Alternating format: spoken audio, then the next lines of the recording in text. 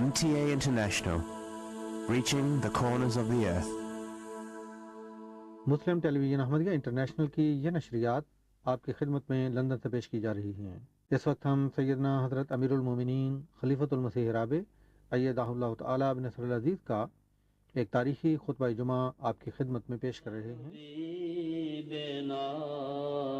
صلی علی محمد صلی علی حبیبنا صلی علی محمد صلی علی رسولنا صلی علی محمد صلی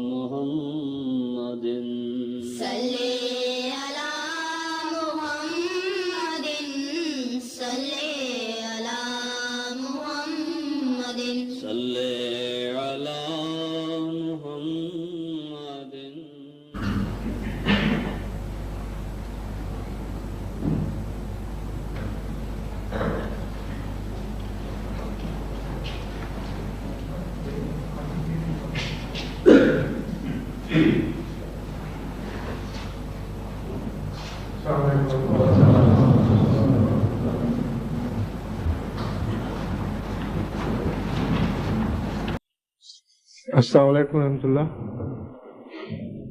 اذان دے دیں، آگے سے ہٹ جاؤ ہے نا اذان۔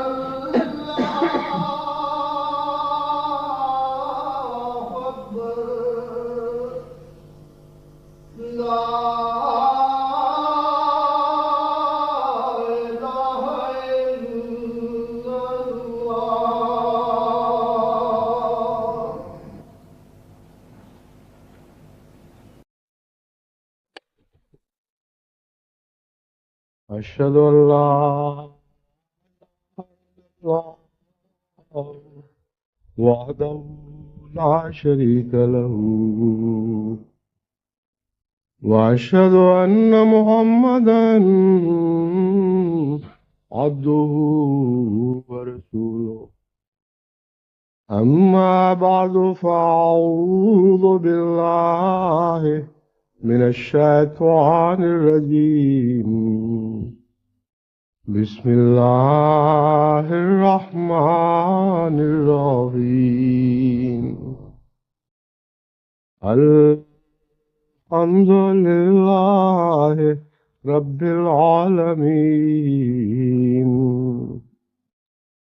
الرحمن الرحيم مالك يوم الدين إياك نعبد وإياك نستعين اهدنا الصراط المستقيم صراط الذين أنعمت عليهم غير المغضوب عليهم ولا الضالين۔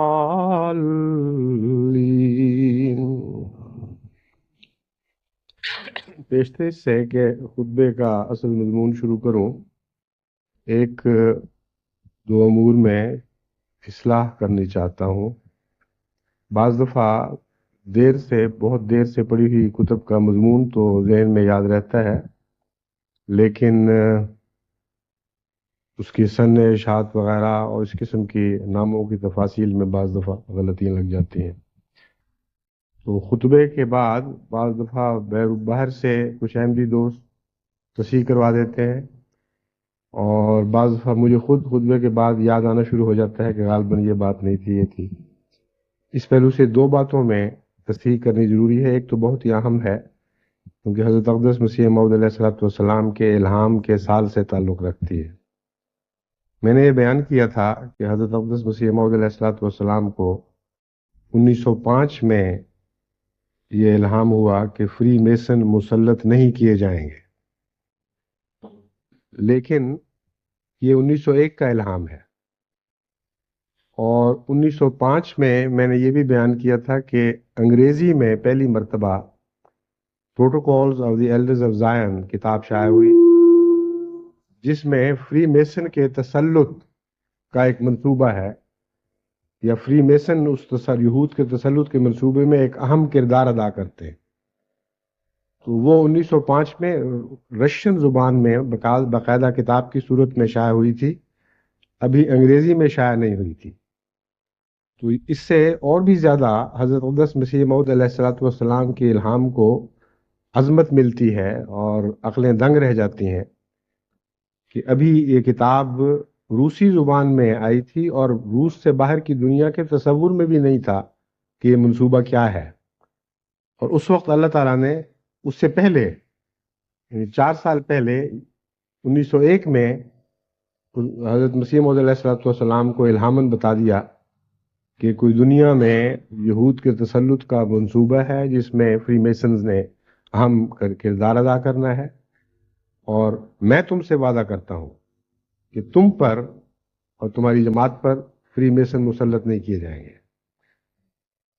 ایک اور غلطی اس میں تھی جو مجھے کسی نے توجہ تو نہیں دلائی، نہ میرے پاس وقت ملا ہے پورا وقت تحقیق کر سکوں، لیکن مجھے غالب گمان خطبے کے بعد گزرا کہ وہ غلط کہہ گیا ہوں۔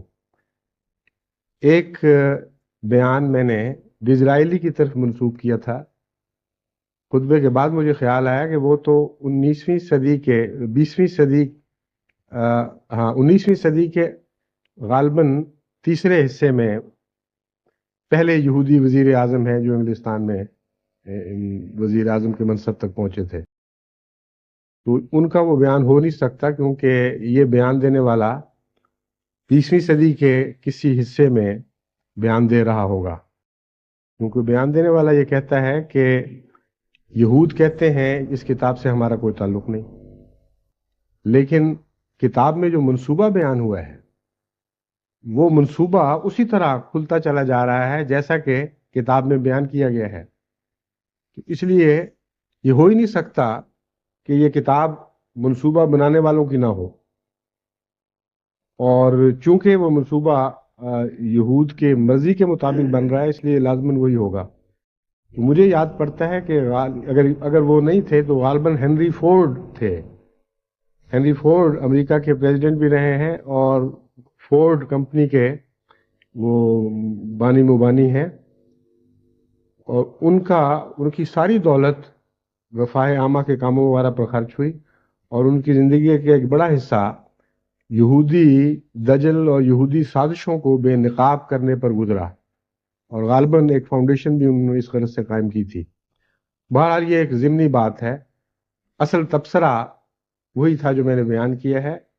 اور آج اس کے بھی بہت مدت کے بعد، یعنی یہ بیان غالباً 1900 کے پہلے 2 دہائیوں میں دیا گیا تھا، 20 کے قریب.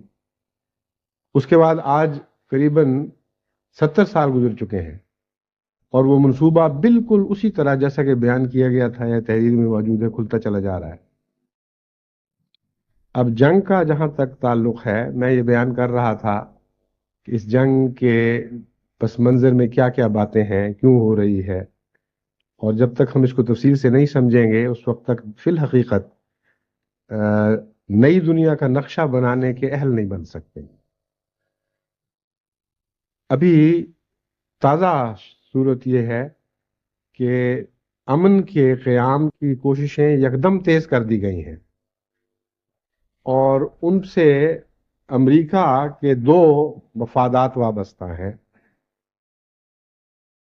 جس طرح پہلے فضائی حملے کی مہم سے پہلے انہوں نے دنیا پر یہ اثر ڈالا کہ ہم تو بڑی معقول تجویز صدام حسین کے سامنے بار بار پیش کرتے ہیں، امن کے خواہاں ہیں، جنگ کے خواہاں نہیں، لیکن دیکھو یہ رد کرتا چلا جا رہا ہے.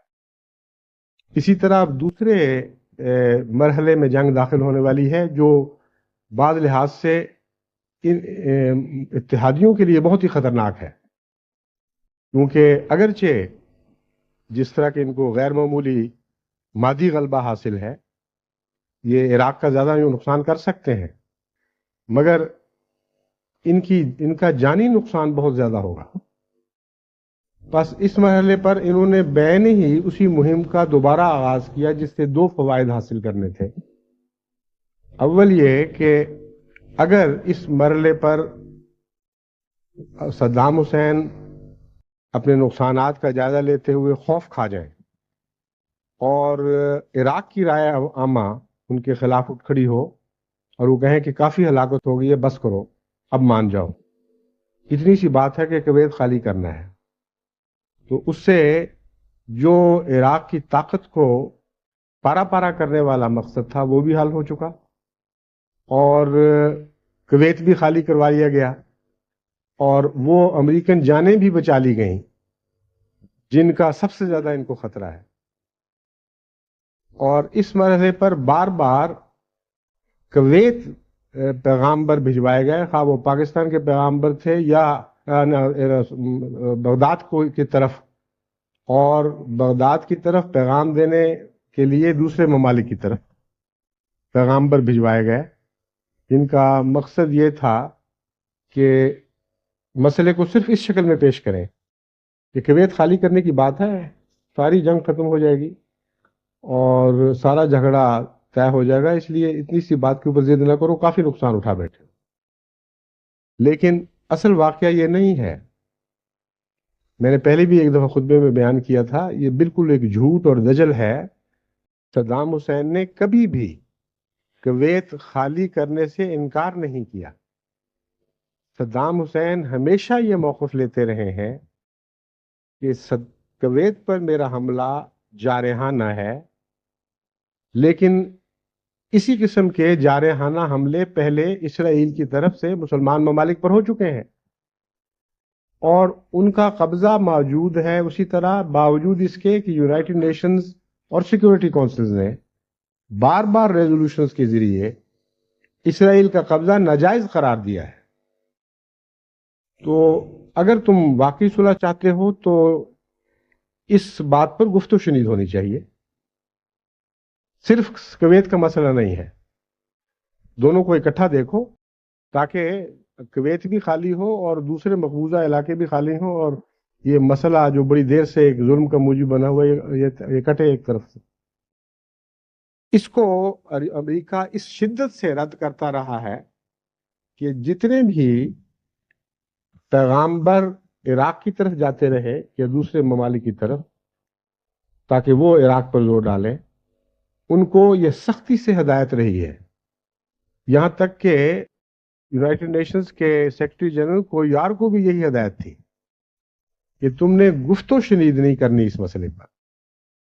ان دونوں مسائل کو یعنی فلسطین کے مسئلے کو اور کویت کے مسئلے کو اکٹھا ایک میز پر زیر بحث ہی نہیں لانا، کیونکہ اگر وہ زیر بحث لے آئیں تو اس سے امریکہ کا دجل کھل جاتا ہے، اور وہ عرب مسلمان ممالک جو اس وقت امریکہ کے ساتھ ہیں ان کے لیے بڑی سخت نفسیاتی مشکل پیدا ہو جاتی ہے.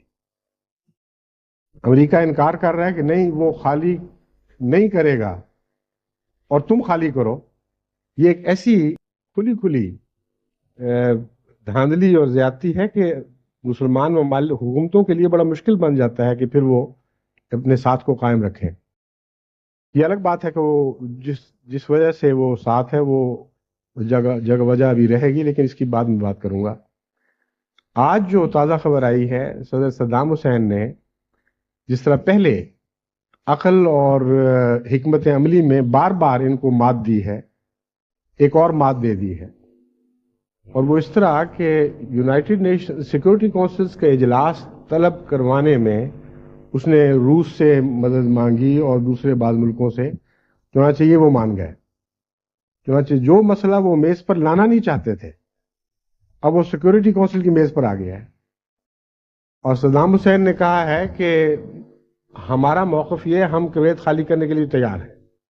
سیکورٹی کونسل ان سب مسائل کو اکٹھا دیکھے اور پہلے یہ سمجھائے ہمیں کہ ریزولوشن 242 پہ کیوں عمل نہیں ہو رہا، جو سیکورٹی کونسل کا ریزولوشن ہے جس میں کلیتاً سارا الزام سارا اتہام یہود پر ہے اور یہ جرم ثابت کیا گیا ہے کہ انہوں نے جارحانہ جنگ کی تھی اور ازراہ ستم وہ علاقے ہتھیائے ہیں. اس مرحلے پر اس وقت جنگ داخل ہوئی ہے. جہاں تک ذمہ داریوں کی تعیین کا تعلق ہے، ہم کسی ایک پارٹی کو ذمہ دار قرار نہیں دے سکتے. یہ مضمون چونکہ کافی لمبا ہے، مجھے ابھی اور وقت لگے گا اس کو سمجھانے میں، لیکن میرا مقصد یہ ہے کہ یہ جنگ تو اللہ بہتر جانتا ہے کب کس حالت میں ختم ہو، لیکن جنگ کے ساتھ مسائل ختم نہیں ہوں گے، مسائل بڑھیں گے. اور اس جنگ کے نتیجے میں پہلی بات جو ظاہر ہوئی ہے وہ یہ ہے کہ وَإِذَا أَخْرَجَتِ الْأَرْضُ أَثْقَالَهَا کا مضمون دکھائی دے رہا ہے کہ نہ صرف مشرق وسطی سے تعلق رکھنے والے مسائل زمین نے اگل دیے ہیں، بلکہ ساری دنیا میں جو ملتے جلتے مسائل ہیں وہ ظاہر ہو رہے ہیں اور دنیا کے نظر کے سامنے آ رہے ہیں. نئی دنیا کا نقشہ کیا ہوگا، اس میں بڑی چھوٹی قوموں کے تعلقات کیا ہوں گے، یونائٹڈ نیشنز کو کیا کردار ادا کرنا ہوگا، وہ کردار ادا کر بھی سکتی ہے کہ نہیں، یہ سارے مسائل اور بھی اس سے متعلق مسائل دنیا کے سامنے آ رہے ہیں. تیل کی دولت پر کس کو تسلط ہے، کس طرح اس کا استعمال ہونا چاہیے. تو چاہے جنگ ہو یا نہ ہو، ختم ہو یا جاری رہے، میرا مضمون بہرحال جاری رہے گا کیونکہ اس کا تعلق لمبے عالمی مسائل سے ہے. جہاں تک جنگ کی ذمہ داری کا تعلق ہے، میں سمجھتا ہوں صدام حسین صاحب پر لازماً یہ ذمہ داری ضرور ہے کہ انہوں نے کویت پر حملہ کیا اور اس حملے میں بہت جلدی کی، اور اس کے نتیجے میں اپنی ساکھ کو بھی اور عراق کی ساکھ کو بھی نقصان پہنچایا. اور سب سے بڑا نقصان یہ کہ دشمن کے جال میں پھنسے، کیونکہ اب جب کہ اس مسئلے پر بحثیں اٹھ رہی ہیں کہ کون ذمہ دار ہے، تو بعض امریکہ کے صاحب علم، دانشور، اونچے طبقے سے تعلق رکھنے والے لوگوں نے، صاحب علم لوگوں نے یہ کھل کے اعتراف کیا ہے کہ سب سے بڑی ذمہ داری امریکہ پر عائد ہوتی ہے. بس امریکہ نے جو شرارت کی یہ اس شرارت میں پھنس گیا، یہ بہت بڑا ایک جرم ہے، اس لحاظ سے یہ بھی ذمہ دار ہے۔ امریکہ کے جو کردار کا جہاں تک تعلق ہے اس میں آپ کو بتاتا ہوں کہ جیمز ایکنز کا بیان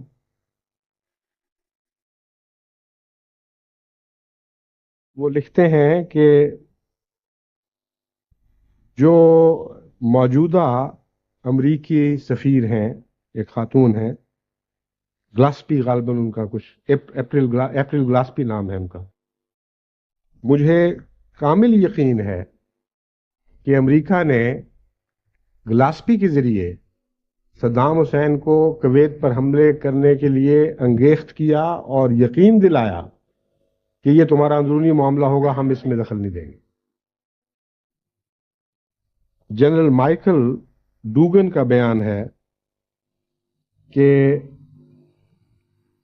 جہاں تک امریکہ کی، یہ جنرل مائیکل ڈوگل ان کی چیف آف ایئر سٹاف تھے جن کو فارغ کر دیا گیا ہے، اور کس جرم میں فارغ کر دیا گیا وہ یہ تھا کہ انہوں نے بعض جرنلسٹ سے سوال و جواب کے دوران ان کو بتایا کہ امریکہ کا اصل مقصد یہ ہے کہ صدر صدام حسین اور ان کے ساتھی، ان کے خاندان اور ان کے ساتھیوں کو سب کے سر قلم کیے جائیں اور ان پر حملہ کر کے اس قضیے کو نپٹایا جائے، اور ایئر فورس اس مقصد کے لیے تیار ہے۔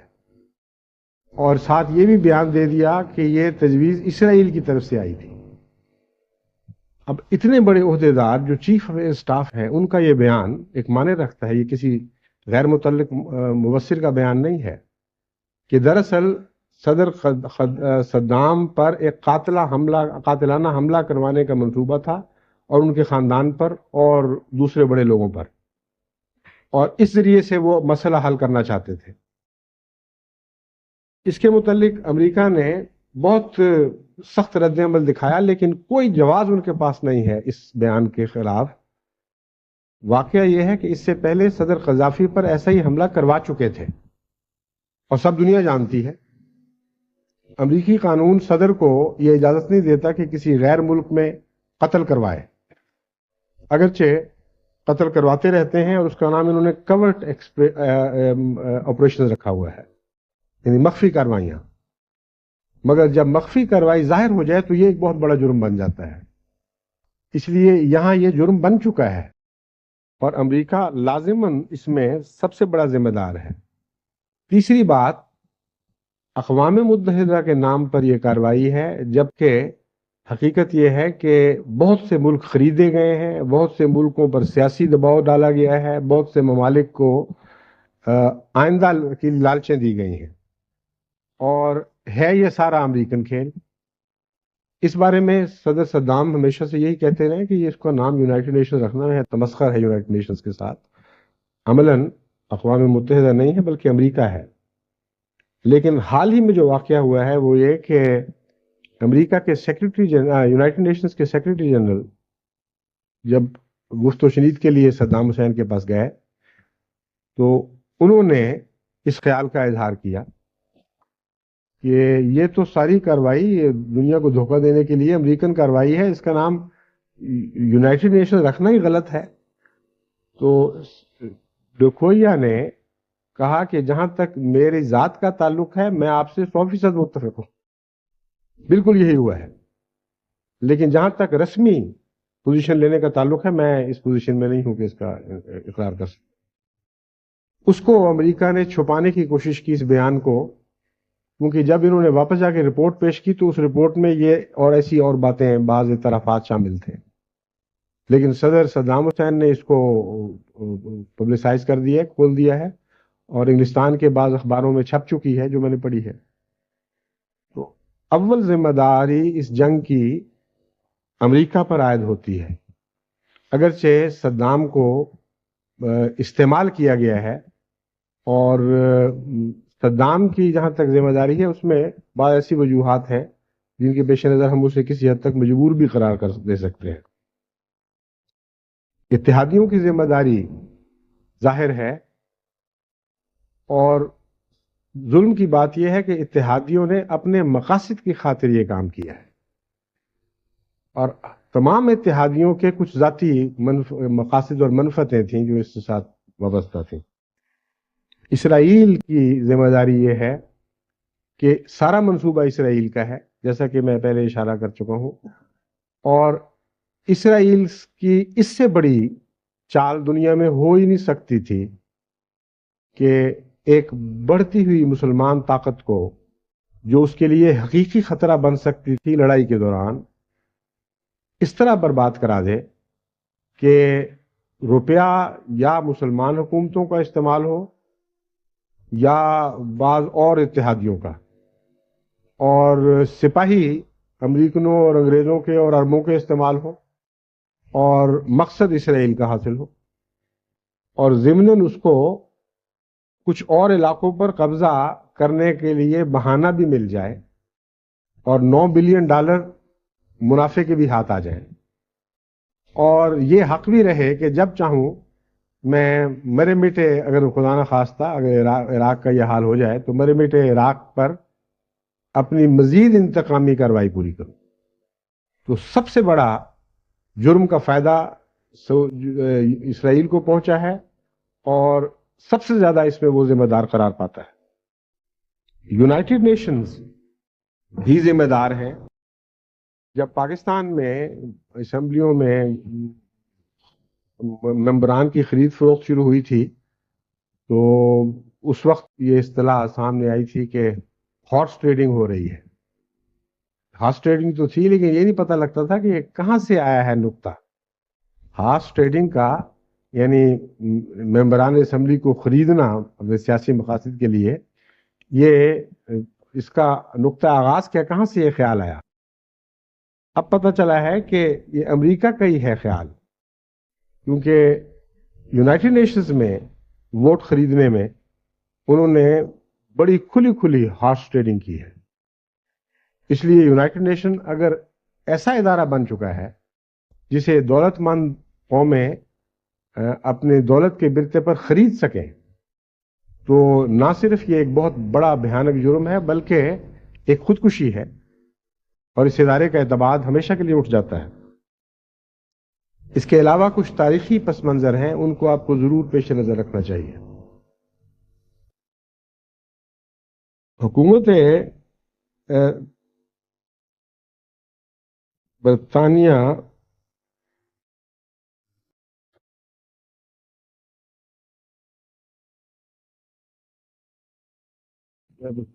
ایک منٹ۔ حکومت برطانیہ کا کردار اور یہودی سازش جو اسرائیل کے قیام کے لیے کی گئی تھی، اس کی تفاصیل میں دوبارہ جانے کی ضرورت نہیں۔ ڈاکٹر تھیوڈور ہرزل نے 1897 میں یہ منصوبہ بنایا تھا، اور انگلستان اس منصوبے کے تحت بہت سے یہود سائنسدان اور دانشوروں کو مغربی طاقتوں میں نفوذ پیدا کرنے کے لیے مقرر کیا گیا۔ ان میں ایک کیمسٹ تھے جن کا نام ہے ویزمن پڑھا جاتا ہے، وائزمن بھی شاید میں نے پڑھا تھا، لیکن میں نے چیک کیا ہے پروننسیشن جرمن ہے وٹسمن، WEIZMANN۔ یہ کیمسٹری کے بہت بڑے ماہر تھے، پولینڈ کے باشندے ہیں، جرمنی میں تعلیم حاصل کی، اور انگلستان پچھلی جنگ عظیم سے پہلے آ گئے اور یہاں کسی یونیورسٹی میں پروفیسر ہوئے، اور باقاعدہ انہوں نے صاحب اثر لوگوں سے رابطے کیے، اور سب سے زیادہ ان کا اثر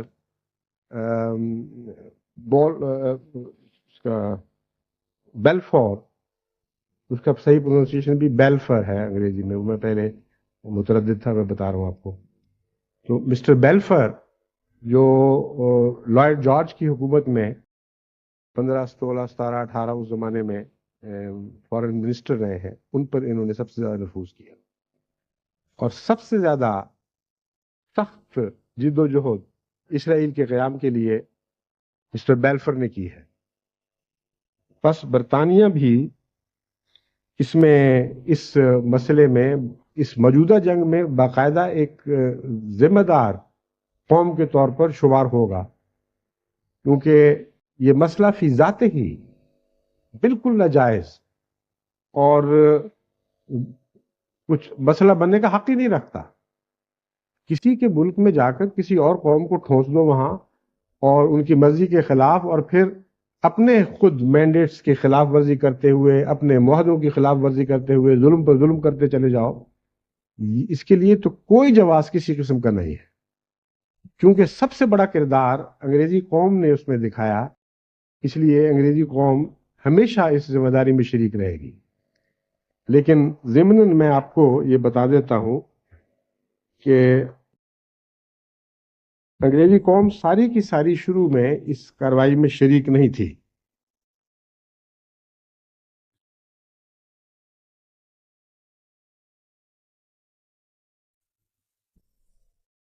یہ جو میں نے پیچھے حوالے وغیرہ اقتباسات وغیرہ کا ذکر کیا ہے، ان کے اصل حوالے میرے پاس لکھے ہوئے سب موجود ہیں. کہ میں اس لیے پڑھ کے نہیں سنا رہا تھا کہ وقت بچے، لیکن جب خطبہ چھپے گا تو اس میں انشاءاللہ تعالی یہ ساتھ دے دوں گا حوالے، یا کیسٹ کے ساتھ بھی یہ بیان کیے جا سکتے ہیں بعد میں کسی اور کی طرف.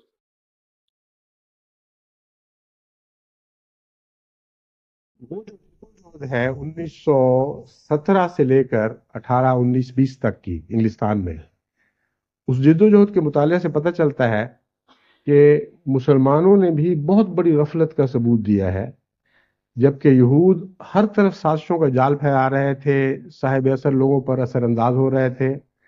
مسلمان اس مسئلے سے غافل تھے.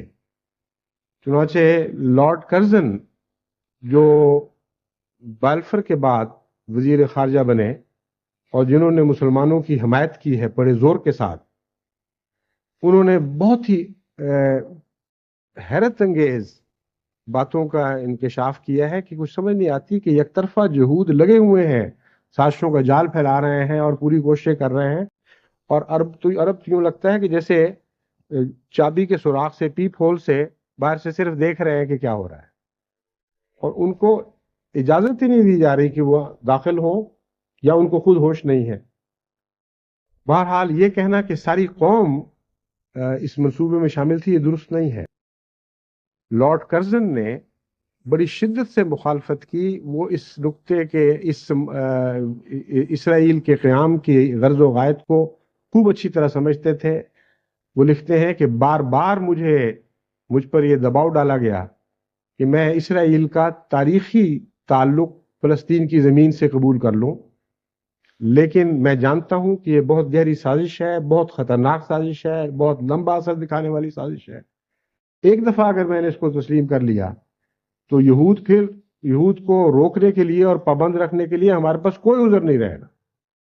اپنی ساری پرانی تاریخ دہرا کر کہیں گے ہم نے وہاں یہ کیا تھا اس لیے آج ہمیں یہ حق ہے، ہم نے فلاں زمانے میں یہ کیا تھا اس لیے آج ہمیں یہ حق ہے. چنانچہ آخر تک وہ ایڈمنٹ رہے ہیں اس کے خلاف. انہوں نے ہر ممکن کوشش کی، مگر لارڈ جارج کی کیبنٹ اندر یہود کے بعض مخفی منصوبوں کے نتیجے میں آہستہ آہستہ یہود کے یہود کے دائرہ اثر میں منتقل ہوتی رہی، اور بالآخر انہوں نے پارلیمنٹ میں یہ پاس کروا لیا مسئلہ کہ یہود کو فلسطین میں اس بنا پر دوبارہ قائم کیا جائے کہ ایک ہسٹوریکل کنیکشن ہے. وہ پہلا فریز جس پر بڑی سختی سے لارڈ کرزن نے اعتراض کیا تھا، اس کو چلاکی سے بدل کر صرف یہ کر دیا گیا کہ ہسٹوریکل کنیکشن ہے. اور اس کے علاوہ جو تحریر ہے وہ اب میں اس وقت پڑھ کے نہیں سنا سکتا، لیکن آپ جب پڑھیں گے تو حیران ہوں گے کہ بہت ہی شاطرانہ زبان استعمال کی گئی ہے تاکہ یہود کے سارے مقاصد اس سے پورے ہو جائیں. اگلا حصہ جب یہ ہاؤس آف لارڈز میں پیش ہوا تو برٹش ہاؤس آف لارڈز کو یقیناً ہمیں یہ حق دینا چاہیے کہ انہوں نے پورے انصاف کا مظاہرہ کیا اور انصاف کے علاوہ ایک بہت سخت تنبیہ کی خود اپنی قوم کو کہ تم ایسی حرکت نہ کرو ورنہ یہ بہت ہی خطرناک ظلم ہوگا جس کے دور دور تک اور بہت دیر تک اثرات جاری رہیں گے. ہم نہیں کہہ سکتے کہ کبھی یہ بد اثر ختم ہو بھی سکیں گے کہ نہیں. چنانچہ ہاؤس آف لارڈ نے اس کو ریجیکٹ کیا اور بعد میں ہاؤس آف کامنز میں اس کو دوبارہ پیش کر کے پاس کروایا گیا. وہ ہاؤس آف لارڈز میں ایک ممبر تھے لارڈ سڈنم. انہوں نے بیلفر کا جواب دیتے ہوئے کہا the harm done by dumping down an alien population upon an Arab country. Arabs all around in the hinterland may never be remedied. What we have done is by concessions, not to the Jewish people, but to a Zionist extreme section, to start a running sore in the East, and no one can tell how far that sore will extend. کہتے ہیں کہ یہ ہرگز ایسا نہ کرو، ہمیں کوئی حق نہیں ہے کہ اجنبی لوگوں کو عربوں کے دل میں مسلط کر دیں، ایسے علاقے میں جہاں ارد گرد چاروں طرف عرب آبادیاں ہی ہیں. اور اگر ایسا تم کرو گے تو عملاً وہاں ایک ایسا ناسور پیدا کر دو گے جس ناسور کی جڑوں کے متعلق ہم کچھ نہیں کہہ سکتے کہ کہاں کہاں پھیلیں گی اور کتنی کتنی دور جائیں گی. بس انگریزی قوم میں انصاف اس وقت بھی تھا، اب بھی ہے. چنانچہ آج بھی ان کے بڑے بڑے دانشور اس مسئلے پر بڑی جرت کے ساتھ اپنے دیانتدانہ رائے کا اظہار بھی کر رہے ہیں. لیکن جیسا کہ میں نے بیان کیا ہے، سازشیں بہت گہری ہیں اور بہت حد تک یہ یہودی چنگل میں آ چکے ہیں.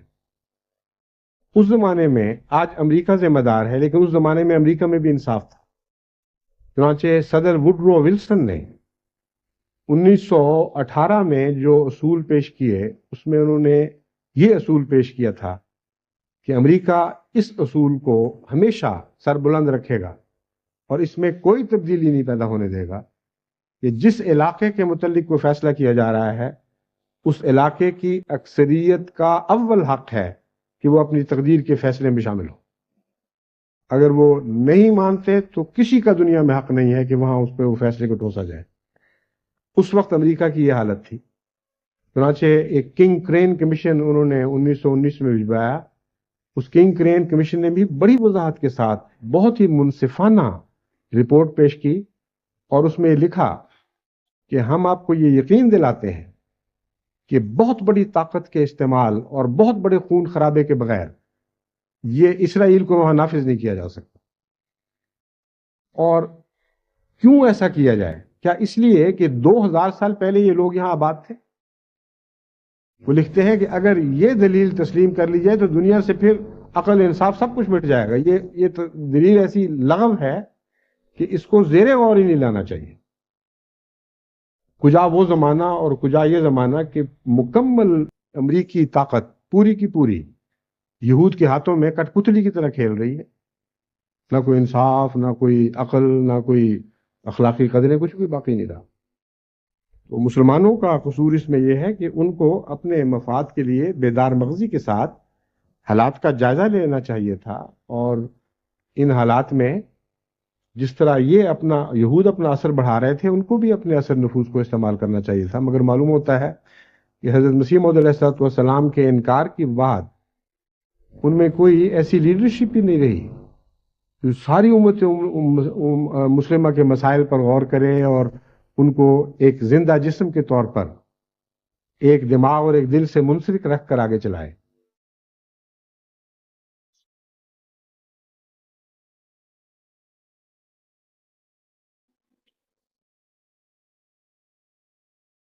In Britain, the Sunday Times, 12 August, which has called for war since day one of the crisis, has been equally frank. جہاں تک ریزنز کا تعلق ہے کہ مقاصد کیا ہیں، کیوں یہ جنگ لڑی جا رہی ہے، اس کے متعلق یہ سوشلسٹ سٹینڈرڈ اپنی 1990 کی اشاعت میں رقم تراز ہے کہ سنڈے ٹائمز نے اس بات کو تسلیم کر لیا ہے کہ مقاصد خود غرضانہ ہے. چنانچہ وہ کہتا ہے کہ the reason why we will shortly have to go to war with Iraq is not to free Kuwait. کہتے ہیں بالکل جھوٹ ہے. کویت کا جو بہانہ ہے کہ اس کو آزادی کی خاطر ہم مرے جا رہے ہیں، یہ سب بالکل بکواس ہے. though that is to be desired. ہاں ہو جائے تو بڑا اچھا ہے، کیوں نہیں. though that is to be desired or to defend Saudi Arabia. though that is important. نہ ہی ہم اس غرض سے گئے ہیں وہاں یا جا رہے ہیں کہ سعودی عرب کی حفاظت کریں، اگرچہ یہ بھی ایک اہم بات ہے. It is because President Saddam is a menace to vital Western interests in the Gulf, above all the free flow of oil at market prices, which is essential to the West's prosperity. در حقیقت مغرب کے ان تیل کے چشموں پر جو خلیج میں بہتے ہیں حقوق ہیں، اور ہم ان حقوق کی حفاظت کی خاطر جا رہے ہیں، اور یہ خطرہ مول نہیں لے سکتے کہ صدام حسین ان کی قیمتوں کے اتار چڑھاؤ سے کھیلے. لیکن در حقیقت یہ پورا اعتراف نہیں ہے.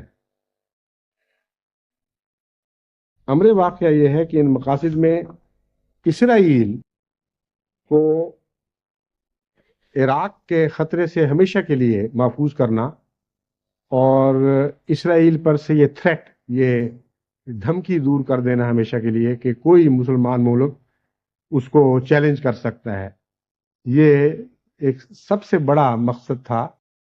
اور ویسے اس مقصد کا تیل کے ساتھ ایک گہرا تعلق ہے، کیونکہ اسرائیل کے قیام کی غرض میں ایک غرض یہ بھی شامل تھی کہ مسلمان ممالک کے اوپر ایک پہرے دار بٹھا دیا جائے جو جب بھی ضرورت پڑے ان کی گوشمالی کر سکے.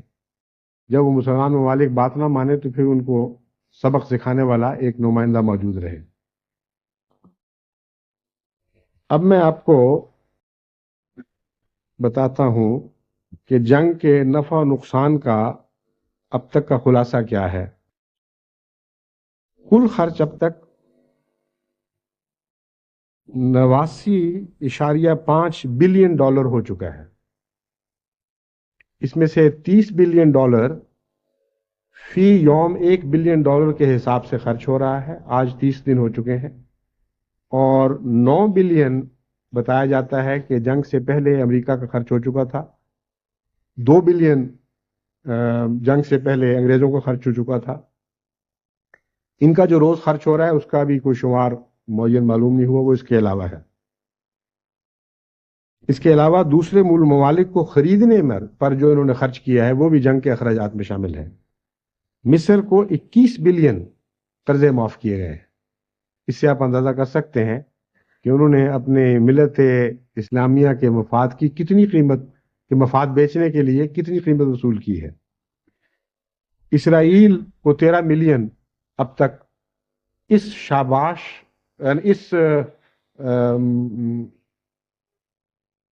غیر معمولی صبر دکھانے کے نتیجے میں انعام کے طور پر دیا اور شاباش کے طور پر دیا گیا ہے کہ تمہارے چند سو جو زخمی ہوئے ہیں اسکرٹ سے، ان کے نتیجے میں تم نے یہ فیصلہ کیا ہے کہ ہم فوری انتقام نہیں لیں گے، اور جب تم سب کچھ اپنا کر بیٹھو گے، اپنے عراق کو پارا پارا کر دو گے، پھر ہم آئیں گے کسی دن اور اپنی مرضی سے دل کھول کر انتقام لیں گے. یہ اتنا حیرت انگیز صبر کا مظاہرہ ہے کہ اس کے نتیجے میں ہم تمہیں اور باتوں کے علاوہ جنگی ہتھیار بھی بہت دیے گئے. 13 بلین ڈالر تحفہ دیتے ہیں. روس کے متعلق عربیہ یا العرب ہے اخبار، اس نے بیان دیا ہے، انگلستان سے شائع ہوتا ہے، کہ 3 بلین روس کو سعودی عرب نے دیا ہے اور 1 بلین کویت نے دیا ہے. متفرق اس کے علاوہ ہیں ترکی اور شام پر کچھ اخراجات انہوں نے کیے ہیں. کچھ آئندہ ان کے ساتھ جنگ کے بعد کے وعدے ہیں جن کا ہمیں علم نہیں ہو سکا. اس کے یہ خرچ کے علاوہ جو ہولناک تباہی ہوئی ہے کویت اور عراق میں جائیدادوں کی تباہی، اس کے متعلق بیان کیا جاتا ہے، مبصرین نے جو جائزے لیے ہیں 50 بلین ڈالر صرف کویت کو جو عصر نو تعمیر کرنے پر لگے گا، اور یہ اندازہ آج سے 5-7 دن پہلے کا ہے. اور اندازہ لگانے والوں نے یہ اندازہ لگایا ہے کہ عراق پر اس سے کم 10 گنا زیادہ خرچ ہوگا، اور جس کا مطلب یہ ہے کہ 500 بلین ڈالر عراق کو اپنے آپ کو بحال کرنے کے لیے درکار ہوگا. تو جنگ پر جو اخراجات ہو رہے ہیں یا رشوت پر ہو رہے ہیں، ان کے علاوہ یہ اخراجات غیر معمولی طور پر زیادہ ہیں. اس کے علاوہ جو جانوں کی تلفی ہوئی ہے اور کثرت کے ساتھ بنی نوع انسان کو تکلیف پہنچی ہے، وہ سب اس کے سوا ہے. تیسری دنیا کو جو نقصان اقتصادی پہنچا ہے وہ بھی سرے دست 200 بلین کا اندازہ لگایا گیا ہے، جو مبصرین کہتے ہیں کہ آگے زیادہ ہوگا، کم نہیں ہوگا. یعنی اب تک 200 بلین کا نقصان تیسری دنیا کے غریب ملکوں کو ہو چکا ہے.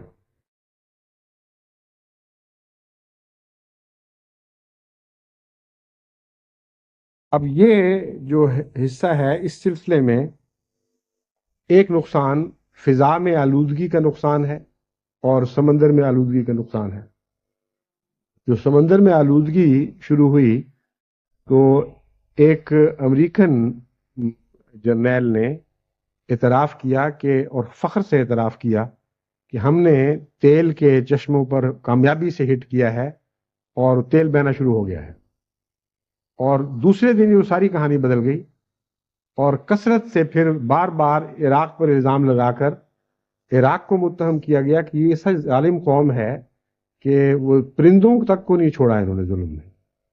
اور وہ جو کوٹس اور کومرون اور کچھ اور مرغابیوں قسم کے جانور، بعض تو ایسے تھے جو بار بار وہی دکھاتے تھے تیل میں ڈوبے ہوئے، اور یہ ظاہر کرتے تھے کہ اس سے ان لوگوں کی سفاکی صدام حسین کی ثابت ہوتی ہے کہ کس طرح انہوں نے اپنا چھوٹے چھوٹے جانوروں تک کو بھی اپنے ظلم سے الگ نہیں رہنے دیے، باہر نہیں رکھا.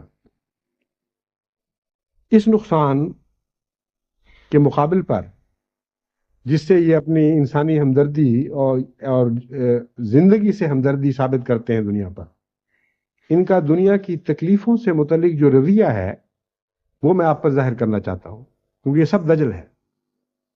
حضرت اقدس محمد مصطفیٰ صلی اللہ علیہ وآلہ وسلم نے ایک لفظ دجال میں اس زمانے کی ساری تاریخ اپنی تمام تفاصیل سے بیان فرما دی. ایسا خوفناک دجل ہے کہ آپ حیران ہوں گے یہ سن کے کہ سال ہا سال سے افریقہ بھوک کا شکار ہے، اور لکھوں کھا کی تعداد میں چھوٹے چھوٹے بچے، عورتیں، بوڑھے، مرد، جوان سب پنجر بن بن کر دکھ اٹھا اٹھا کر مرتے چلے جا رہے ہیں، اور ان کی طرف ان کی کوئی توجہ نہیں. اب جنگی اخراجات کا آپ نے اندازہ سن لیا ہے، 550 اس کی تعمیر نو پر خرچ، اور اس سے پہلے 100 بلین کے قریب دوسرے اخراجات، اور 200 بلین دنیا کے نقصانات. تو یہ ساری بات مل کر بالآخر 1000 بلین کا نسخہ ہے. اس کے مقابل پر آج 25 ملین افریقن بھوک کے نتیجے میں مرنے کے لیے تیار بیٹھا ہے، اور یہ یونائٹڈ نیشنز کا تخمینہ ہے. ایک اگر افریقن کو روزانہ خوراک مہیا کرنے پر $2 خرچ آئیں تو 25 ملین افریقن کو ایک سال کے لیے بھوک سے بچانے کے لیے صرف تقریباً $1.5 بلین چاہیے. 1 بلین 66 لاکھ کچھ چاہیے. تو آپ اندازہ کریں کہ وہ لوگ جو 25 ملین انسانوں پر رحم نہیں کھاتے، جو عراق کے 16 ملین انسانوں پر دولت کے پہاڑ خرچ کر کے موت برسا رہے ہیں، ان کو ہمدردی ہے تو 2 مرغابیوں سے ہے، اور شور مچایا ہوا ہے کہ چند مرغابیاں مر جائیں گی۔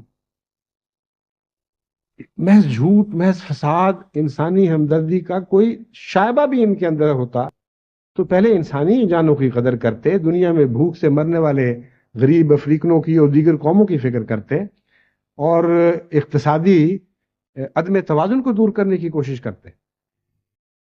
اس سے آپ کو پتہ لگے گا کہ 1 بلین ہوتا کیا ہے۔ 25 ملین کا مطلب ہے 2.5 کروڑ۔ 2.5 کروڑ انسان پورا 1 سال عزت کے ساتھ روٹی کھا سکتا ہے تقریباً 1.5 بلین میں، اور یہ جو 1 بلین روزانہ یہ موت برسانے پر خرچ کر رہے ہیں، اور 1 بلین 9 مہینے زندگی بخشنے کے لیے خرچ نہیں کر سکتے، اور وہ بھی 25 لاکھ آدمیوں کی زندگی۔ مجھے اس پر یاد آ گیا وہ قصہ، ایک دفعہ چرچل نے جارج لائڈ کے پاس ایڈورڈ گرے کی سفارش کرتے ہوئے کہا، ان کی تائید میں، کہ آپ ان کو پوری بات نہیں سمجھ رہے، ان کا کوئی قصور تھا، وہ ناراض تھے، بڑے سخت گرم تھے اس کے خلاف۔ تو چرچل نے کہا کہ دیکھیں، وہ ایسا انسان ہے ایڈورڈ گرے کہ اگر آج ناٹسی کوئی اس کے پاس آئے اور کہے کہ تم اگر اس پہ دستخط کر دو جو میں تجویز پیش کرتا ہوں، تو اس کے بدلے میں تمہیں سب کچھ، تمہاری یہ بات مان لوں گا، وہ مان لوں گا، یہ کروں گا، وہ کروں گا، تمہاری جان بخشی ہوگی، جو کچھ بھی ہے اس نے بیان کیا، مجھے ایگزیکٹ یاد نہیں، لیکن کافی بہت بڑھا کر بتایا کہ اس کی انگلستان سے وفا اور محبت کا اندازہ کریں کہ اگر وہ ناٹسی یہ پیشکش کرے تو وہ یہ جواب دے گا کہ میں اصولوں کے سودے نہیں کر سکتا، میں یہاں ان شرطوں پر دستخط کرنے کے لیے تیار نہیں۔ لائڈ جارج نے فوراً چرچل کو جواب دیا کہ میں ان کو گرے کو سمجھتا ہوں، اگر ناٹسی سمجھدار ہو اور وہ یہ شرطیں پیش کرنے کی بجائے یہ شرطیں پیش کرے کہ اگر تم یہاں دستخط کر دو ہماری مرضی کے مطابق تو بہتر، ورنہ جو تم نے گلیریاں پالی ہوئی ہیں میں ان کو مار دوں گا، تو وہ فوراً دستخط کر دو۔ یعنی توازن بگڑے ہوئے ہیں، اور بڑی دیر سے بگڑے ہوئے ہیں۔ کتوں کی خاطر انسانوں کو ذلیل کیا جا سکتا ہے، اور انسانوں کی خاطر اپنے مفادات کو قربان نہیں کیا جا سکتا۔ بس یہ ذمہ داری میں پورے شریک ہیں، اور ارتکاب جرم میں اگر آج حساب نہیں لیا جائے گا تو کل لازماً ان کا حساب لیا جائے گا۔ جو فوائد یا نقصانات ہوئے ہیں، نقصانات تو میں نے بیان کر دیے ہیں، لیکن کچھ اور بھی نقصانات ہیں اور فوائد بھی ہیں بعض۔ عراق کو تو یہ فائدہ پہنچا ہے کہ اس نے ایک بڑی طاقت کا تکبر توڑا ہے، اور جنگ میں جانے کی وجوہات میں ایک یہ بھی وجہ بیان کی جاتی ہے، اور بعض قابل مبصرین کی طرف سے، کہ دراصل صدر بش اور امریکہ کو تو وہ جو پہلا کمپلیکس تھا ان کو، ویتنام کمپلیکس، وہ کھا گیا ہے۔ ویتنام میں بھی ایسا ہی ایک واقعہ گزر چکا تھا۔ ویتنام میں امریکنوں نے اتنی بمباری کی ہے کہ عراق سے پہلے کہیں اتنی خوفناک بمباری نہیں ہوئی تھی، اور دیہات کے دیہات صاف کر دیے، اس قدر زندگی تلف کی ہے، اس قدر اقتصادیات کو برباد کیا گیا ہے کہ یک طرفہ ایسا ظلم انسانی تاریخ میں کم دکھائی دیتا ہے کہ پورے بڑے وسیع ملک پہ ہو رہا ہو، لیکن اس کے باوجود اس قوم کی عظمت کردار کو توڑ نہیں سکے، ان کے سر نہیں جھکا سکے۔ وہ قوم مرتی چلی گئی ہے اور لڑتی چلی گئی ہے، لیکن امریکہ کی خدائی کے سامنے اس نے سجدہ نہیں کیا۔ نتیجہ یہ نکلا کہ بالآخر ان کا عزم ٹوٹا ہے، ان کا تکبر ٹوٹا اور اپنا مقصد حاصل کیے بغیر ان کو ویتنام خالی کرنا پڑا۔ وہ جو ویتنام کی باتیں آپ سنتے ہیں ان میں بعض دفعہ اکثر لوگوں کو غلط فہمی ہوتی ہے کہ شاید امریکن پبلک اوپینین، رائے عامہ، انسانی ہمدردی کی وجہ سے اپنی حکومت کے پیچھے پڑی ہے کہ اتنی جانیں تو نے وہاں تلف کر دی، اب دوبارہ نہ کرنا۔ ہرگز یہ بات نہیں ہے۔ ویتنام میں 1 کروڑ آدمی مر جائیں، امریکن پبلک اوپینین کو کوئی تکلیف نہیں ہوگی، اتنی بھی نہیں ہوگی جتنی چند مرغابیاں مرنے سے ان کو ہوئی ہے۔ لیکن امریکن جانوں کی تلفی اور امریکن تکبر کو چیلنج کرنا، یہ ان کے لیے ایک ایسا عذاب، روحانی عذاب بنا ہوا ہے جو یہ ہضم نہیں کر سکتے تھے۔ بس اس جنگ کی وجوہات میں یہ نفسیاتی پس منظر بھی ہے۔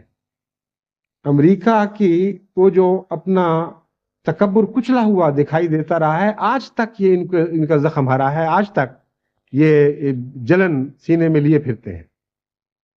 تو ویتنام کا انتقام عراق سے لینا چاہتے ہیں اور یہ سمجھتے ہیں کہ ان کا ہم عزم توڑیں گے اور پھر ہمیں ٹھنڈ پڑے گی۔ لیکن اللہ تعالیٰ کا احسان ہے کہ آج 1 مہینہ گزر چکا ہے، آج تک تو یہ عزم نہیں توڑ سکے، اور جتنی صدام نے باتیں کی تھی وہ سچی نکلتی رہی ہیں، جو انہوں نے بد ارادے دکھائے تھے یا تکبر کی باتیں کی تھی وہ سب جھوٹی نکلتی رہی ہیں۔ مجھے یاد ہے صدر بش نے یا ان میں سے کسی ان کے ساتھی نے یہ کہا تھا کہ اس ویتنام کی کیا باتیں کرتے ہو، یہ ویتنام، اس کو ویتنام نہیں بننے دیا جائے گا۔ It will not be years, it will not be months, it will not be weeks, it will be days۔ یہ جنگ سالوں جاری نہیں رہے گی، مہینوں جاری نہیں رہے گی، ہفتوں جاری نہیں رہے گی، دنوں کی بات ہے۔ اور اس کے بعد ہم نے صدر بش کو یہ کہتے ہوئے سنا کہ it will not be days, it will be weeks, running into months۔ تو آج کا دن وہ ہے جس کے بعد رننگ انٹو منتھس والی بات ہو جائے گی، لیکن اس اگلی بات نے پہلی بات کو جھٹلایا ہے۔ اور صدر صدام جو باتیں کہتے رہے، انہوں نے شروع میں کہا تھا کہ شروع میں تمہارا پلہ غالب ہوگا، تم جو مرضی کرو، جتنا مرضی بم برسا لینا ہم پر، آخر پر جب ہم اٹھیں گے تو پھر ہم اپنا انتقام لیں گے۔ اب اس موڑ پر پہنچ کر یہ انتقام سے ڈرے بیٹھے ہیں، کیونکہ سارا عراق بھی نعوذ باللہ ہلاک ہو جائے تو امریکن پبلک اوپینین پہ کوئی اثر نہیں پڑے گا، لیکن 1000 لاشیں وہاں سے امریکہ پہنچیں گی تو امریکن پبلک اوپینین جو ہے وہ ڈاواڈول ہوگی اور اس پہ زلزلہ طاری ہو جائے گا۔ بس اس لیے یہ امن کی کوششیں ہیں، اور اس پہلو سے صدر صدام نے جو حکمت عملی استعمال کی ہے بڑی عمدہ اور غالب حکمت عملی ہے۔ دعا کرتے رہنا چاہیے کہ خدا تعالیٰ اپنے بندوں پر جھوٹے خدا نافذ نہ ہونے دیں۔ دنیا میں سب سے بڑا دکھ توحید کے زخم لگنے کا دکھ ہے۔ اگر اسی طرح جھوٹے خداؤں کو خدائی کی اجازت ملتی رہی تو خدا کے واحد کی عبادت کرنے والے کون آئیں گے اور کہاں رہیں گے؟ اس دنیا میں تو نہیں پھر رہ سکتے۔ بس سب سے بڑا خطرہ توحید کو ہے، خانہ کعبہ کو ہے، خانہ کعبہ کی عظمت کو ہے، محمد مصطفیٰ کے خدا کی وحدت کو، توحید کو خطرہ ہے۔ خطرہ ان کے نام کو ہے، توحید کو تو انشاءاللہ کوئی خطرہ نہیں ہوگا۔ لیکن خدا کی غیرت بھڑکانے کے لیے حضرت صلی اللہ علیہ وسلم نے بھی اسی قسم کی التجائیں کی تھیں کہ اے خدا، آج اس بدر کے میدان میں اگر تو نے ان مٹھی بھر عبادت کرنے والوں کو جو میرے ساتھی اور میرے عاشق اور تیرے عاشق ہیں ان کو مرنے دیا، لن تعبد فی الارض ابدا، اے میرے آقا ان کے بعد پھر اور کوئی تیری کبھی عبادت نہیں کرے گا۔ بس آج توحید کی عزت اور عظمت کا سوال ہے، اور احمدی اس بات میں سینہ سپر ہیں، اور کامل یقین کے ساتھ میں آپ کو بتاتا ہوں کہ ساری دنیا کے احمدی ایک صف کے طور پر ایک بدن کے عضو کی طرح ایک دوسرے سے تعلق رکھتے ہوئے توحید کی خاطر اپنا سب کچھ قربان کرنے کے لیے آج بھی تیار ہیں، کل بھی تیار رہیں گے اور آئندہ بھی ہمیشہ تیار رہیں گے۔ آپ کو یاد ہوگا حضرت خلیفۃ المسیح ثالث رحمہ اللہ تعالی فرمایا کرتے تھے کہ اگلی صدی توحید کی عظمت اور قیام اور نافذ کرنے کی صدی ہے، اور یہ بالکل درست ہے۔ توحید کو جو خطرے آج لاحق ہوئے ہیں، درپیش ہیں، یہ ہمیں تیار کرنے کے لیے درپیش ہیں، ہمیں بتانے کے لیے کہ تم کتنی بڑی عظیم ذمہ داریاں ادا کرنے کے لیے پیدا کیے گئے اور کھڑے کیے گئے.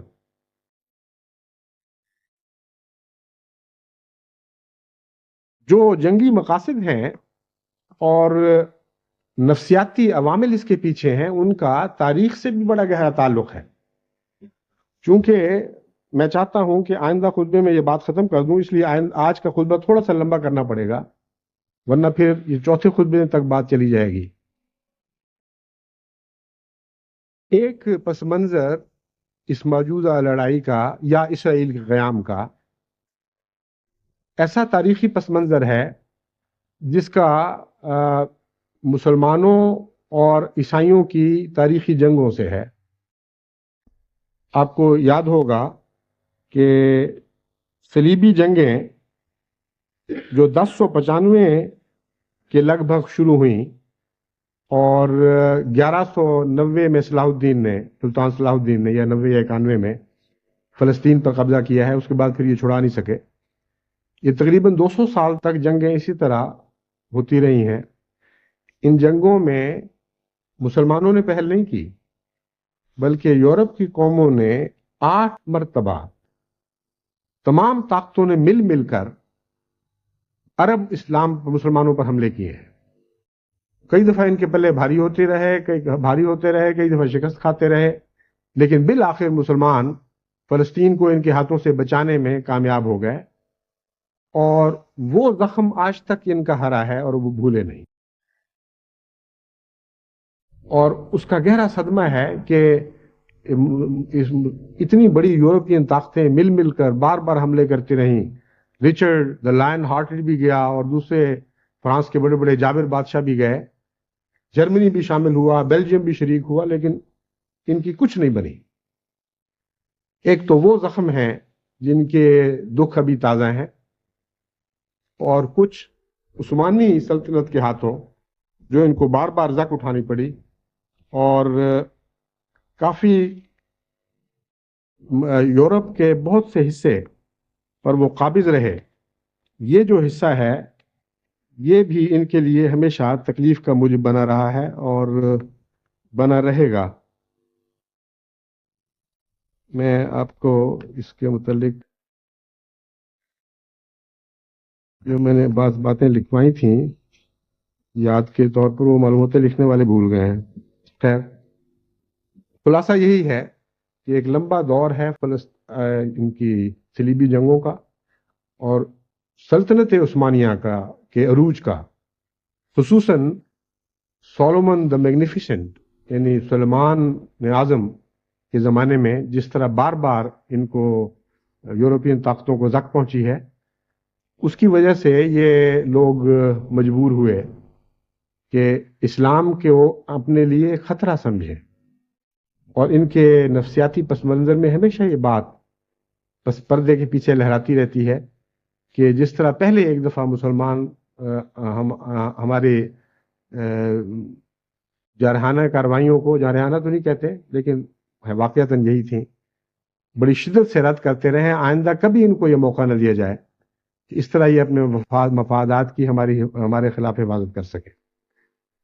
ایک اور پس منظر بڑا دلچسپ اور گہرا اور بڑا دردناک ہے.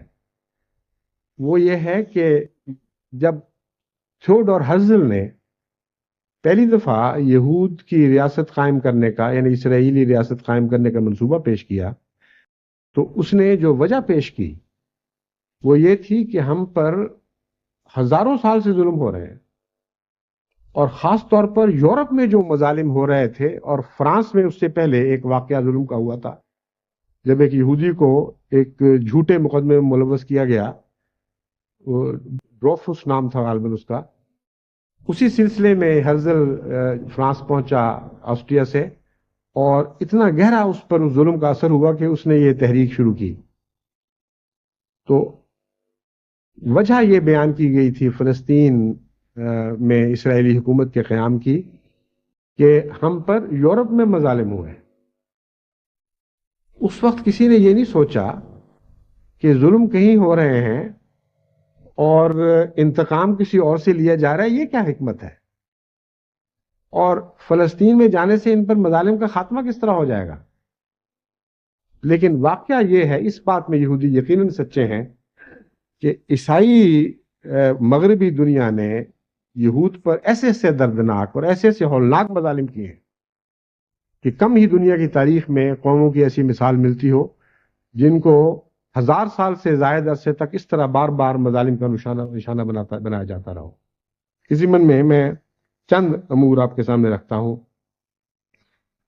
یہ جو صلیبی جنگیں 1095 میں شروع ہوئیں، یہ فرانس سے شروع ہوئیں، اور فرانس کے ایک لارڈ بڑے جن کا نام میں نے لکھوایا تھا،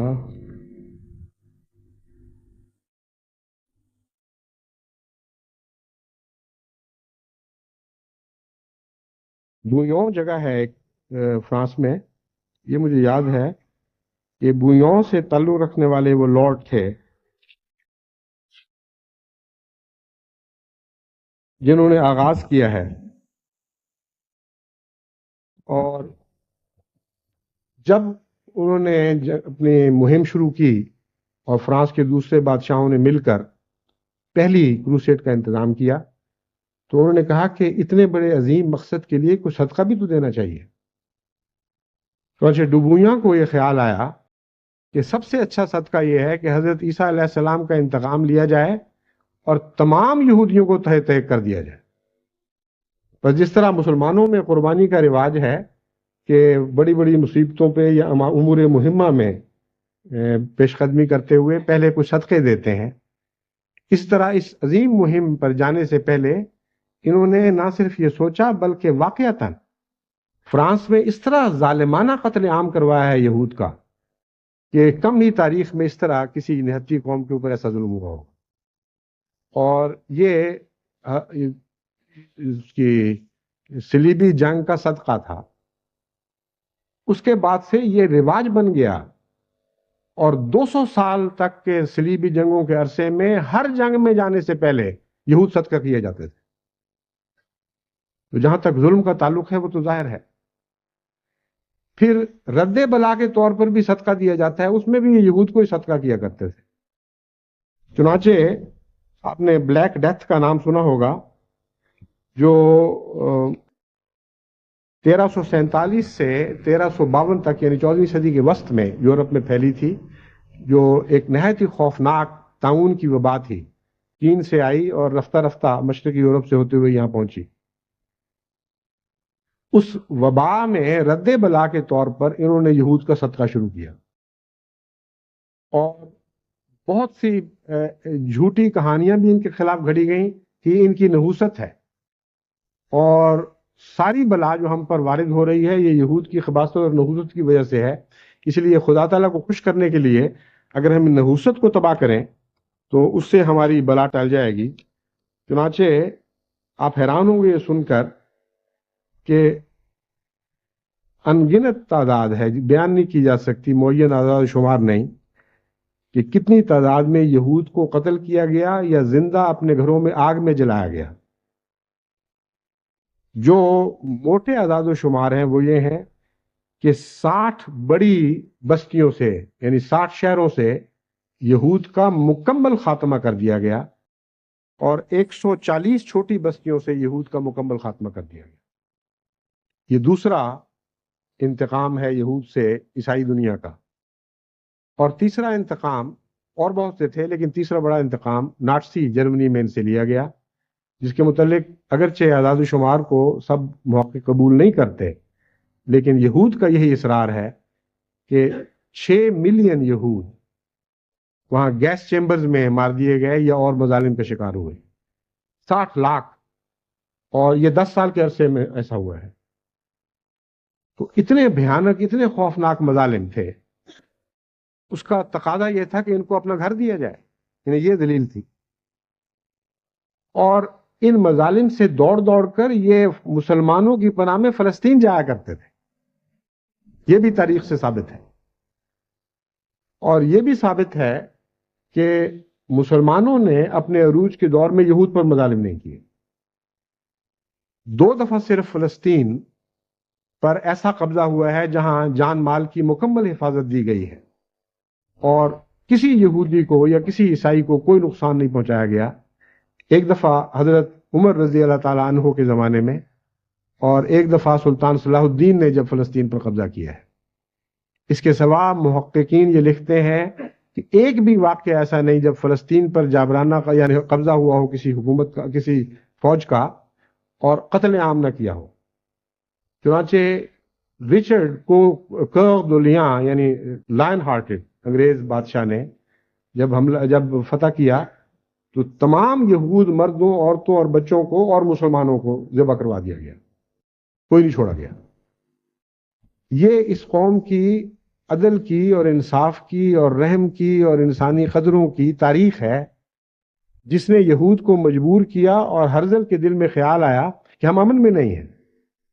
بس اگر امن میں نہیں تھے تو یہاں سے یا تو سارے بھاگتے, لیکن یہ کیا علاج ہوا کہ سارا یورپ اسی طرح اپنے قبضے میں بلکہ یہاں قبضہ بڑھا دیا گیا اور اس کے علاوہ مسلمانوں کے دل میں جا بیٹھے. بس یہ کوئی علاج نہیں ہے, یہ تو ویسی بات ہے جیسے گدھے سے دلتی کھا کے کوئی اونٹ کی کونچیں کاٹ دے. عرب اونٹ کا نشان ہے اور دجال کا گدھا آپ نے سنا, یہ بڑا ظلم ہے, کوئی منطق اس میں نہیں ہے. عیسائیوں کے لیے, عیسائی طاقتوں کے لیے میں سمجھتا ہوں ان فیصلوں میں ایک یہ بھی نفسیاتی پس منظر بن گیا ہے. سوچنے کی بات یہ ہے کہ کیوں بار بار یہود پر مظالم ہوئے. معلوم ہوتا ہے ہر ظلم کے نتیجے میں یہود کا چونکہ یہ تاریخی مسلک ہے کہ آنکھ کے بدلے آنکھ, وہ ضرور بدلہ لیتے ہیں. اس لیے ایک تاریخی سلسلہ چلا آ رہا ہے, یہ کمزور قوموں کی طرح چھپ کر مخفی تدبیروں کے ذریعے بدلے لیتے ہوں گے, ورنہ یہ ہو ہی نہیں سکتا کہ 2000 سال تک یہ اپنی تاریخ بھولے رہے اور اپنا مزاج بالکل فطرت سے نوچ کے نکال دیں. یہ ہو ہی نہیں سکتا. چنانچہ وہ تاریخ ہمارے پاس محفوظ نہیں. کیا کرتے تھے یہ پتا ہے, کچھ الزام ان پہ ضرور لگتے تھے اور ان سے ظلم کیا جاتا تھا, ان پر ظلم کیا جاتا تھا. بس وہ مظالم جو ان سے کیے گئے ہیں وہ مغرب کو خوب یاد ہیں اور مغرب ان کے مزاج سے واقف ہے. شیکسپیئر کا شائلاک ان کے انتقامی جذبے کی ایک ہمیشہ کے لیے ایک ادبی تصویر بنا بیٹھا ہے.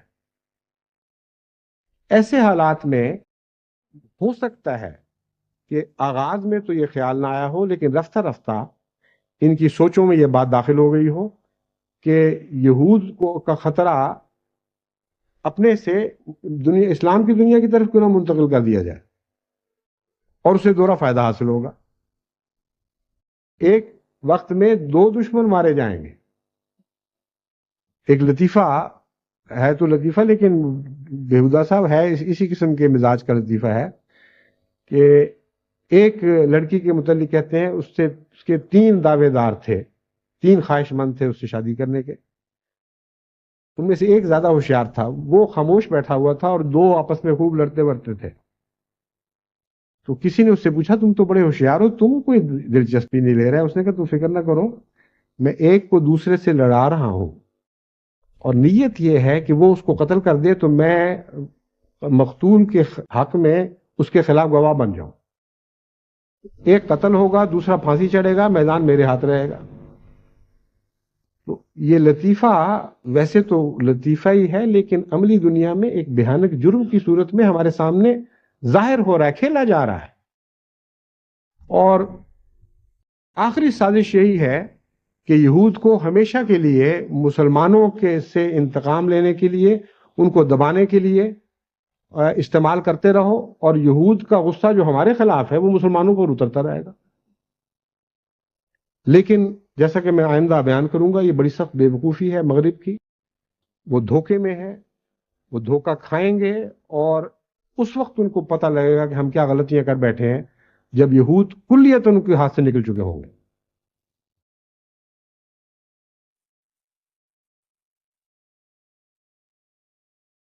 آئندہ میں بعض مشورے دوں گا مغربی طاقتوں کو اس صورتحال میں اس گند سے نکلنے کے لیے جو وہ جس میں مبتلا ہو بیٹھے ہیں، اور واقعی دنیا میں قیام امن کے لیے کیا کرنا چاہیے، اپنے اندر کیا تبدیلیاں پیدا کرنی چاہیے. اور پھر یہود کو مشورہ دوں گا کہ تم اگر ان باتوں سے باز نہیں آئے گے تو قرآن کریم نے تمہارے لیے کون سا مقدر پیش کیا ہے، اور اگر تم فائدہ نہیں اٹھاؤ گے ان نصیحتوں سے تو اس مقدر سے تم بچ نہیں سکتے تھے. اور تیسرا، عربوں اور مسلمانوں کو مشورہ دوں گا انشاءاللہ کہ اس نئی بدلتی ہوئی دنیا میں تمہیں کیا کردار ادا کرنا چاہیے، کون سی غلطیاں کر بیٹھے ہو جن کا اعادہ نہیں ہونا چاہیے، اور آئندہ کے لیے کیا لائحہ عمل ہو. اور چوتھا، مختلف دنیا کی قوموں کو مشورہ دوں گا کہ کس طرح جھوٹے خداؤں سے آزادی کے لیے ایک معقول اور پرامن جد و جہد کے لیے تیار ہو جاؤ. یہ جاہلانہ جذباتی باتیں ہیں کہ انگریز سے نفرت کرو، امریکہ سے نفرت کرو، یہ ہے ہی پاگلوں والی باتیں. نفرت کبھی کامیاب ہو ہی نہیں سکی دنیا. اعلیٰ اقدار کامیاب ہوتی ہیں. محمد مصطفیٰ صلی اللہ علیہ وآلہ وسلم کی سیرت کامیاب ہوا کرتی، اور خلق عظیم کی سیرت ہے. مسلمان اگر اس سیرت کو اپنا لیں تو سب دنیا کے لیے ایک عظیم الشان نمونہ بنے گا.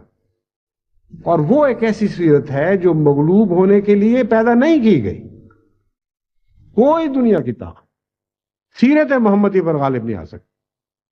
بس اس انصاف کی سیرت کی طرف لوٹو، اس نمونے کو اختیار کرو، تو پھر انشاءاللہ ساری دنیا کے مسائل طے ہو سکتے ہیں، اور وہ حقیقی انقلاب نو آ سکتا ہے جسے ہم اس دنیا میں خدا کی عطا کردہ ایک جنت قرار دے سکتے ہیں. اگر نہیں تو اسی طرح یہ لڑتے مرتے رہیں گے، اسی طرح دنیا ابتلاؤں اور فسادوں میں مبتلا رہے گی. لیکن اب چونکہ وقت زیادہ ہو گیا ہے، باقی باتیں انشاءاللہ آئندہ جو ہیں.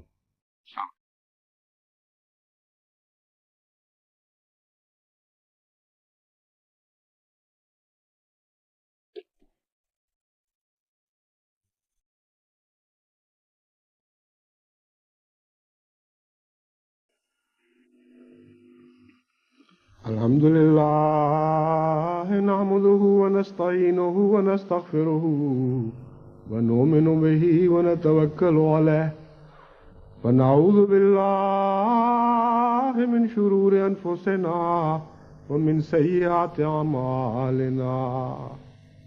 من يهده الله فلا مضل له ومن يضلله فلا هادي له. ونشهد أن لا إله إلا الله وحده لا شريك له ونشهد أن محمدا عبده ورسوله. عباد الله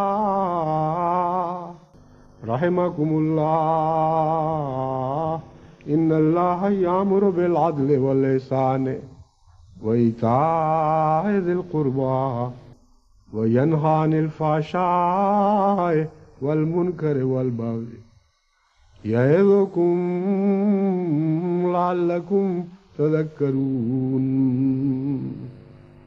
اذكروا الله يذكركم وادعوه يستجب لكم ولذكر الله أكبر.